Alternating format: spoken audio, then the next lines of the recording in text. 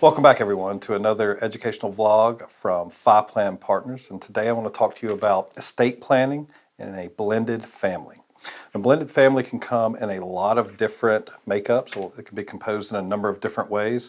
Today we're going to focus on a husband and a wife just getting married, and they each have two adult children. And so that's a little bit different conversation than if one or the other spouse who's getting married has minor children. So today we'll just focus on if they have adult children.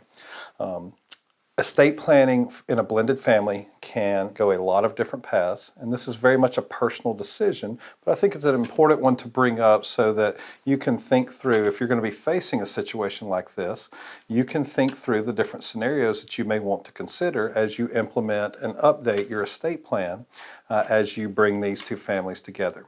The most common thing that I'll see is how people think about assets that they want to leave to their biological children, while also taking care of their spouse if they were to predecease that spouse.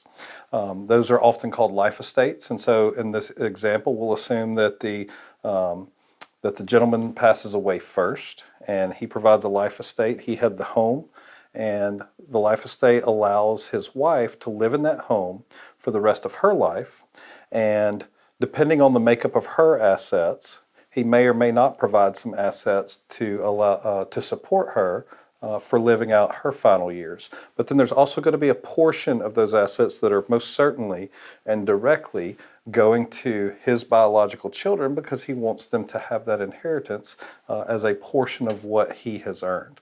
The same thing could occur on the other side of the table with the wife providing the life estate. If the wife brought the house into the marriage, could provide that if she predeceased her husband, that her husband could live there for the remainder of his life, and then depending on the makeup of his assets, could provide some support in terms of naming her husband as a partial primary beneficiary of a retirement account, or allocating a certain portion of cash or a non-retirement investment account through a TOD, or simply holding it in a joint titling.